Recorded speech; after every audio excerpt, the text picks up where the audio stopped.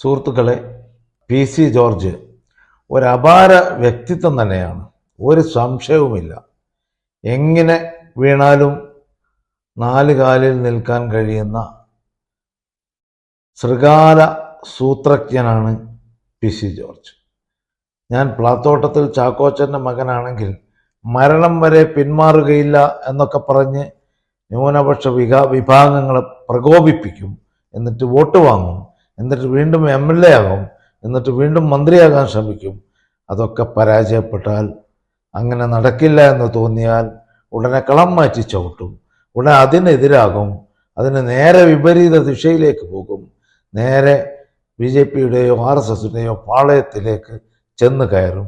പിന്നെ ഉടനെ തന്നെ അവരെക്കാൾ ശക്തമായിട്ട് RSSകാരോ BJPക്കാരോ പറയുന്നതിനേക്കാൾ വീര്യത്തോടുകൂടി മുസ്ലിങ്ങൾ പാകിസ്ഥാനിലേക്ക് പോകണം, ന്യൂനപക്ഷങ്ങൾക്ക് ഇവിടെ യാതൊരു അവകാശവുമില്ല, അവർ മുഴുവൻ രാജ്യദ്രോഹികളാണ്, ഒരാൾ മുഴുവൻ രാജ്യദ്രോഹികളാണ്, ഇങ്ങനെ പുലമ്പിക്കൊണ്ടിരിക്കും. അത് തടയാൻ ഇവിടെ ആരുമില്ലേ എന്നൊരു ചോദ്യം കുറേ നാളായിട്ട് നമ്മുടെ കേരള സംസ്ഥാനത്ത് ഉയർന്നുകൊണ്ടിരിക്കുന്നു. കേരളത്തിലെ പിടിവിട്ടാൽ കേരളത്തിലെ കുറേയൊക്കെ പോലീസിനെയും അധികാരികളെയും ഒക്കെ സ്വാധീനിക്കാൻ അദ്ദേഹത്തിന് കഴിയും എന്ന് ഇതിനകം തെളിയിച്ചു കഴിഞ്ഞു.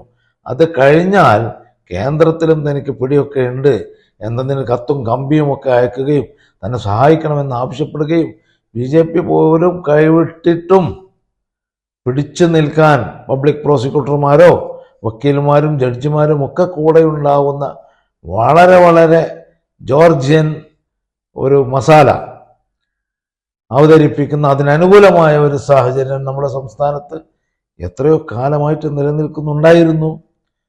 ഒരു തവണ മതവിദ്വേഷ പ്രസംഗത്തിന് അറസ്റ്റ് ചെയ്യപ്പെട്ട PC ജോർജ് ഇപ്പോൾ വീണ്ടും അറസ്റ്റ് ചെയ്യപ്പെട്ടിരിക്കുകയാണ്, റിമാൻഡ് ചെയ്യപ്പെട്ടിരിക്കുകയാണ്.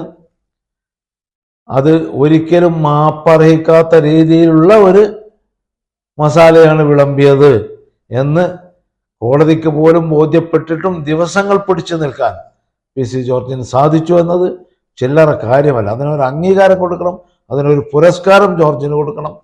ആ പുരസ്കാരം അടുത്ത ഒരു ഗവർണറായിട്ടോ അതുപോലുള്ള വലിയ സ്ഥാനമായിട്ടോ ഇനി കേന്ദ്രമന്ത്രി തന്നെ ആക്കിയിട്ടോ ഒക്കെ ആവാം. അങ്ങനെയൊക്കെ ചെയ്യാനുള്ള സൗമനസ്യം അദ്ദേഹം ഇപ്പോൾ പരിണയിച്ചിട്ടുള്ള, കടന്നു കയറിയിട്ടുള്ള, ചേക്കേറിയിട്ടുള്ള പാർട്ടിയിലെ മഹാരഥന്മാരായിട്ടുള്ള നേതാക്കന്മാർക്ക് ഉണ്ടാവട്ടെ എന്ന് ആശംസിക്കുകയല്ലാതെ എന്ത് ചെയ്യാൻ?